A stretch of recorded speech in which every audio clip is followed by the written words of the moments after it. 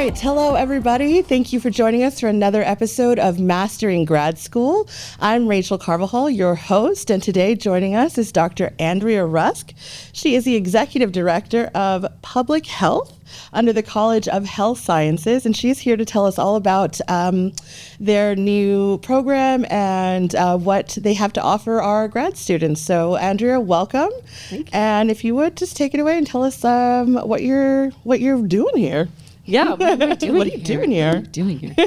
Well, I'm thrilled to be here, first off. I just started with Sul Ross a few months ago to start the Department of Public Health and the public health program. So welcome and welcome. Welcome and welcome. Yeah, thank you for that. No, I'm thrilled to do that. So what we are cooking up, the public health department has two big programs that they were going to be rolling out starting in fall of 2026.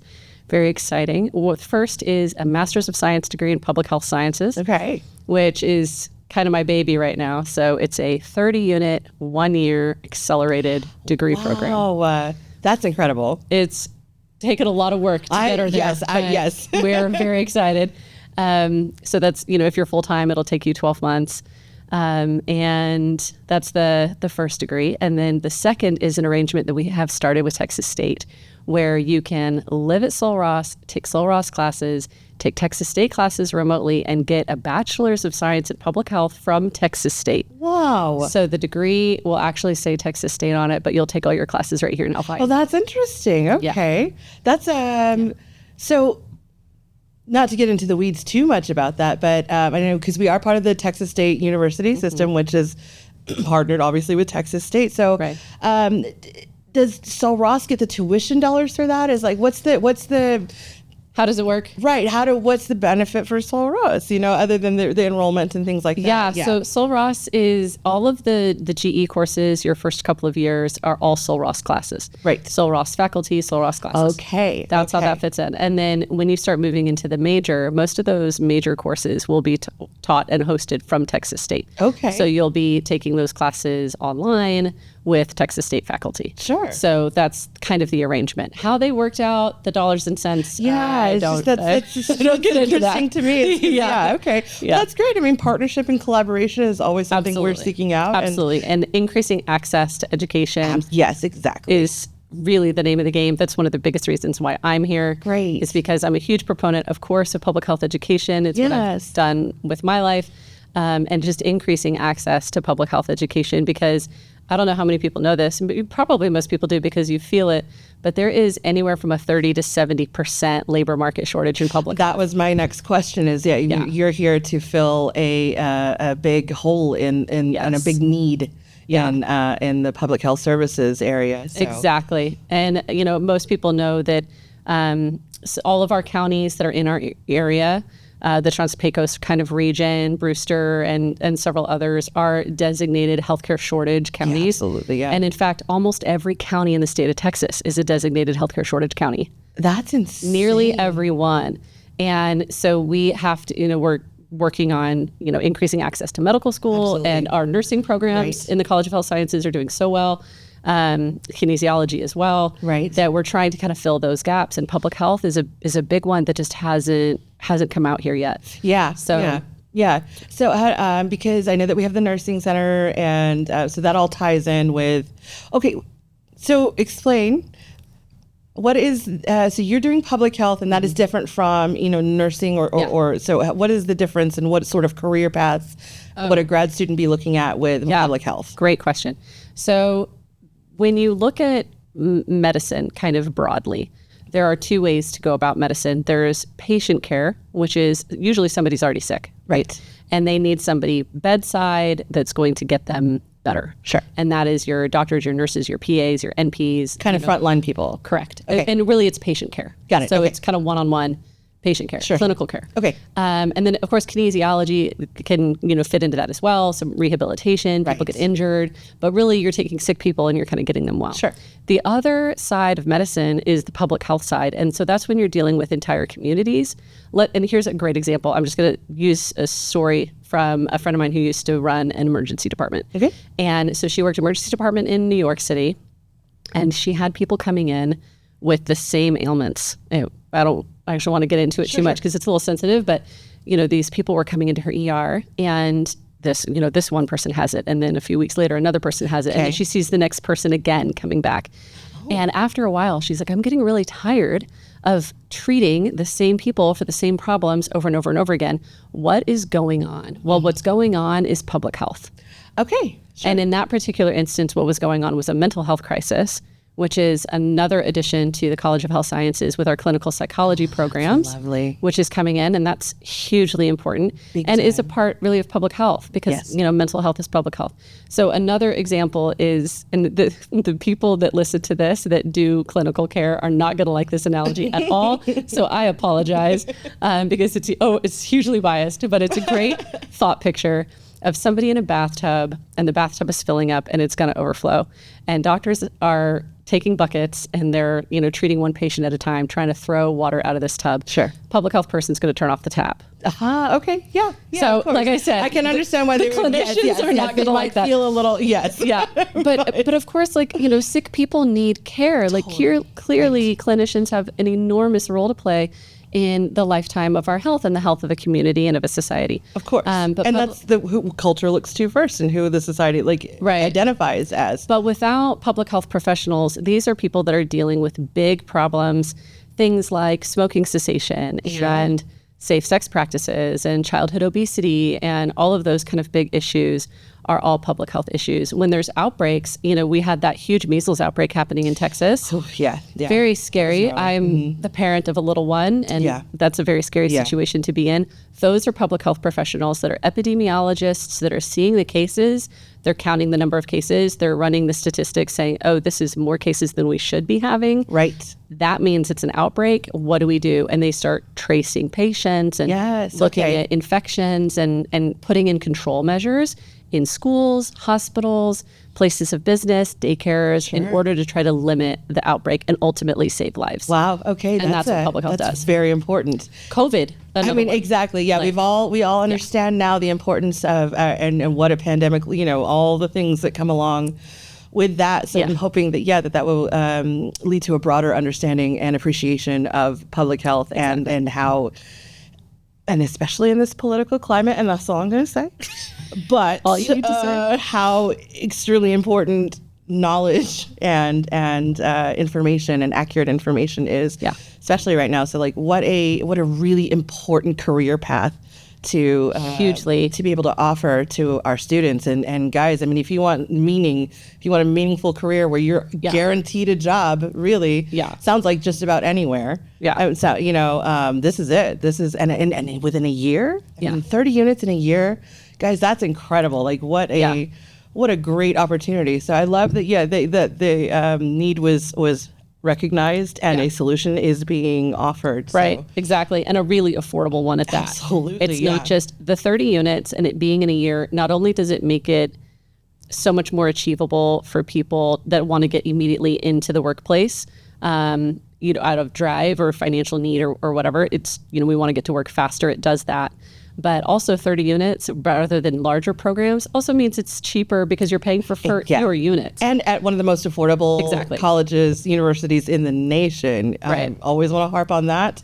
I think I mentioned that in every single episode because I think it really matters. It's a big deal. And of all the research that I've done, and it's, there are so many little tiny colleges tucked away in little corners of the country, so I can't know 100% for sure. But of every program that I have looked at, this 30-unit master's degree in public health is the most affordable one in the country. In the country? In the country. You cannot get a master's in public health for this amount of money anywhere else that I've been able to find. I would love to see marketing regarding that. I I have reviewed 120 different programs and we are coming under all of them. Yeah, we need to be pushing that big time because I actually know quite a few people who are interested in the public health sector and doing this sort of thing. And what a golden opportunity.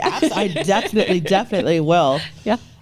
So there's 2 degrees. One, and what else for master's students would you suggest? I really want to talk about the within this MS in public health, there are a lot of flavors and there's a lot of really highly technical skill development in the program. So we're talking about like really sophisticated data analysis, data management, public health program planning, that students through this program are going to come away with really concrete, marketable skills that are going to go directly to their resumes. So they're going to know exactly what to do on the job. We also have an internship program that is built into the program. So even though you're working remotely, you'll still participate in an internship either in your area, wherever that student is living. It's really the total package. It really is. And we've worked really hard to make it as rich as possible to set these students up for success in the workplace.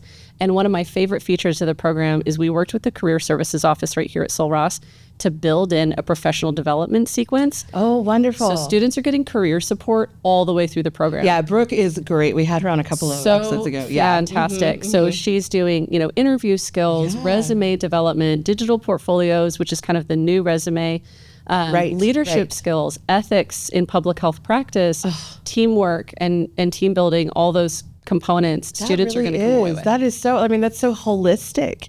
Yeah. And really, getting our students like prepared to be out there doing the thing and at the, at a really high level. So that's really exciting. Yeah, because we really want them to be, it's accelerated and it's only a year, but we're not going to cut corners on the quality of the education and making sure that they can walk right into any public health job and feel fully confident that they can own the room and they know how to participate. They know how to, be in a team, lead a team, and have managerial skills, not just the technical skills. Yes, which is, all of us who have been in the workforce understand what a boon that is and how necessary that is. You have to have both sides if you're going to be, in a managerial position. Absolutely. So. And we don't want to ignore, though, what kind of academics call the softer skills. Yes. It's not just about, can you execute in public health, but being a great employee, being a great boss. Right.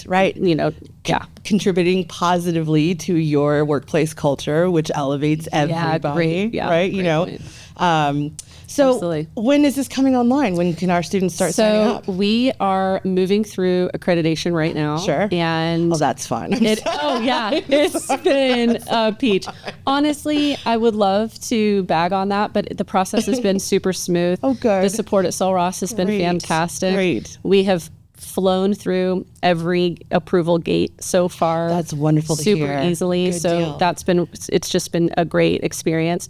And I'm sure the next gates will open just as smoothly for us. So, and that's a testament to the work that you guys are doing, that it's so solid that it's just flying by. So, the program sells itself because the need is so clear. Right. So, and Sul Ross is so well positioned to deliver this education because of the long history that Sul Ross has in the health sciences. Okay, yeah. They've been teaching physical education classes in the health sciences for over 100 years. That's true, right? We started as an educator college back then. And even the nursing programs have been here for a really, really long time. So Sul Ross has really deep roots in the health sciences, really deep roots, of course, in Alpine and in the region. And that's another thing I would love to see, and I'm looking at whoever is in charge of this, but I would love to see more of this out in the media streams, and that we need to highlight this because as you said, and as I think everybody is aware, that need is there and we can provide this and we can fill that.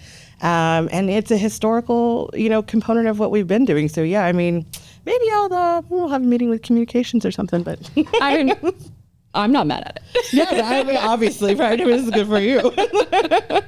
But I just think it's really cool, and I want to hear so much more about it and I want everybody to know about this.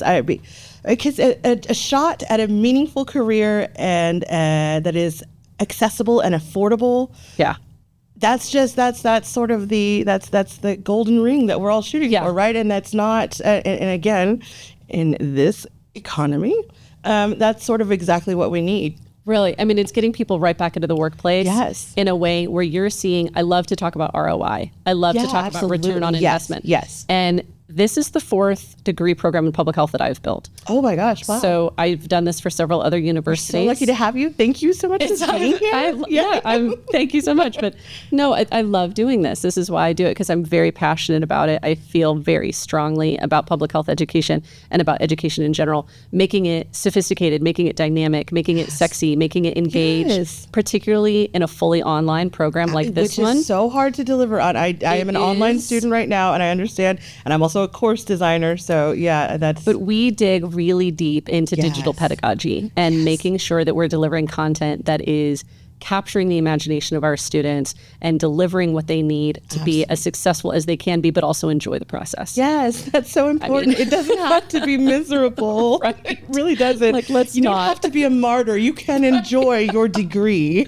Yeah, exactly. Yeah. Because this is your life. You know, people talk about, when you're in school, you're waiting for your life to begin. But the reality is your life is now. Yes, Let's not hate this. Yeah, exactly. Let's enjoy this. Plus, I think if you're engaged, you're learning more. That passion matters. And being able to instill that in your students, I think, is as important as getting them to understand the concepts, right? Because what's one without the other? No, truth. Because really, we want them to be passionate about public health too. Yes. We don't want them to hate it. We want them to go out into the world and work well and get other people interested in public health and start filling these shortages and start serving these communities in a way that they really need. And be innovative and be, willing and that only comes from a place of passion, from a place of care. No pun, pun absolutely intended. Right. Fair point. Absolutely. And one of the features of public health that makes it a little bit different from other fields of study is that really it's truly multidisciplinary. And what I mean by that is health involves a lot of different parts of human life, right? It's not just medicine. Yes. A lot of it is policy. What kind of supportive policies are there? A lot of it is environment, as we know all too well. A lot of it is social and behavioral. And so in public health, we don't want just public health people teaching public health classes. If we're going to talk about the environment, we're going to get environmentalists to teach those classes. We're going to get public policy professionals to teach those classes, sociologists, anthropologists. One of the best classes that I ever took was from a global health attorney who was talking about international law and ethics. I mean, because an attorney would have a very unique and in-depth perspective on, why not go to the horse's mouth on this? Absolutely. Why not do that? So that's another thing that when we've built this program of working across campus, bringing professionals and experts from outside of Sul Ross into the program to bring that expertise to bear so that our students get exposed not just to what we have here, but experts from all over the country that are great in their fields, and you're getting it directly from sociology, psychology, public policy. I love this. That is very, you know what? If I wasn't already about to graduate, I'd be strongly considering I can make it work. No, thank you. No more. This is the wrong place for me to say this, but I don't want more school right now. You guys, everybody else, school for you. But seriously, I mean, and you know what? It is great to know that, should the worst, whatever happen, you could pivot. You could pivot and do this in a year and do it affordably. And what's another $10,000 on $100,000 worth of school loans anyway? So well, and I mean, interestingly on that point, there's a lot of medical programs, when you go to medical school, where they have a third year research year in med school, and the University Med School does this. Several med schools do this, and those students can actually take our degree in their third year research year and then get their MD the next year and go into their Can you imagine residencies that being the norm? MDMS. Having all of your doctors and healthcare professionals also having the public health sciences education and the community background, understanding not just the what but the why. That is, that's medical utopia. That and free healthcare for all. Right. Well, there's that. But Texas is working really hard to make medical school more affordable. I have been seeing that. Yeah. So you are getting a lot of good support from the state as far as funding to make this happen. So exactly. That's really, because again, they are seeing the need also. Absolutely. And that's like a little spark of hope, joy. I'll take it. I'll take that all day long. No, absolutely. And we're going to leverage that to the best we can to deliver this program, for sure, in the best way we can. Okay. So. All right. So is there anything else just to wrap up points? I mean, you want to leave our students with? I do have one more tiny plug that I'm going to throw in here because one of the great advantages of being a professor is that if I teach, let's say, sophomores in college. Mm-hmm. I teach sophomores in college every year, right? Which means I get to see 2024 right. sophomores, You get to watch our generation, 22 sophomores, and 20 sophomores, and I've been teaching sophomores for a minute. Like I've seen 15 years of sophomores, and it's really interesting to see the generations change and evolve, and their priorities shift, and how they respond to current events, and how that impacts their priorities. And one of the shifts that we've seen collectively with this current generation is a tremendous heart for philanthropy. I love and for giving back to communities and really getting out of the corporate rat race and trying to make a difference. You know, that feels really, really, really nice to hear. Right. Yeah. And a lot of this is, working with disadvantaged, working in developing contexts and resource limited contexts. And so there's another opportunity within public health. And I think that's why a lot of students right now, there's a huge student demand for public health because they have that philanthropic heart already. Yes, and exactly. They can use this to serve the communities that they're trying to serve. Mm-hmm. And so one feature of the program that we've added in, it's optional. It's not a requirement for graduation or anything like that. It's just an opportunity we wanted to provide that we call the Global Health Fellows Program. Okay. And the Global Health Fellows Program takes students for 2 weeks to Costa Rica to live and work with locals on medical and public health issues that are happening in the communities in Costa Rica. Wow. So we have an incredible organization that we work with out there called CISG. And my Spanish is so terrible, so I won't even attempt it. Centro Interamericano Salud Global, something like that. Great. Really sorry. Totally sorry. No. I believe me. I studied French. My Spanish is so bad. It was gorgeous. No worries. But we're, setting up a program with them where these students will, live, dormitory style and near the beach. It's fantastic. It's Costa Rica. It's so gorgeous. But they, they talk with local midwives about their practices. Wow. They go to the mangrove forests. And, the mangrove, I don't know if people know, it's a tree that kind of grows on the coastline, and it has this huge root system, and that root system protects small fish. And so when mosquitoes lay their eggs, the fish are protected by the mangroves, and they eat these mosquitoes. Got it. Sure. Tiny fish do. So like little fish nurseries. Well, when the mangroves get eradicated for environmental expansion, whatever happens, and the mosquitoes and the climate malaria. change, then cases of malaria increase because there's nobody there to eat the mosquitoes. Yes. So they get to see those kinds of things play out in real time, and they look at palm oil plantations and how that impacts the landscape. And see, I love that they're not there to evangelize. They're there to learn from the culture in which they are being immersed, which is that. I mean, I did the AmeriCorps right out of high school, so it was a little, and then I was born and raised here. So like total, I mean, it was on the East Coast. I think New York City was our first. So basically from here to New York City, having never flown, having been out of the state one time kind of a thing. That's a lot. But it changing the perspective and seeing and being exposed to other cultures, even just in the States. I mean, it changes your life. It makes you a more whole and empathetic person. And I just what an opportunity, genuinely. I mean, this is amazing. Again, if I give me a couple of years, and if I get a wild hair, you might see me in your program, because this is incredible. Thanks so much. Yeah, we will make space. Yeah, great. Also, loan deferment isn't the worst. Yeah, we're very excited about it, and really, I think what I'm looking forward to most right now is meeting our first cohort. Yes, and those first students that say, yes, sign me up. This is something that I want to do. And partnering you guys are going to be at capacity with us. Well, I really hope so, because I love to teach. I do this, even though I build programs and I kind of work administratively. I love to teach. I love how much I learn from my students, and kind of the camaraderie and sharing with each other that we're learning from each other, because they advance me and my thinking on things while I get to help advance them in their careers. So that's what I'm looking forward to next. Well, we're so happy to have you and your program. What is the best way for students to contact? Is it okay if they contact you directly with questions? They absolutely can. So I'm going to give my email because it's a great way to get a hold of me, is andria.rusk@sulross.edu. And a little trick, particularly with people that are accustomed to more Spanish speaking language, my name is actually Andria. Right. instead of EA, Yes. which is a big difference for some folks. So it's andria.rusk at sulross.edu. You can also visit our website. If you go to the College of Health Sciences, there is a public health department page, and my contact information is there too. Right. And within the next couple of months, we will be populating those sites with all of our degree plans and getting more information about the courses and enrollment and all of that. But it's through Apply Texas, like with everybody else. Sure, of course. Yeah. So Okay. that's how people get registered and enrolled. All right, perfect. And then one last plug is that you have a table in the UC. I do. On Thursday. I do. That's Thursday. That's tomorrow afternoon from 11:30 to 1:30 on the second floor of the UC.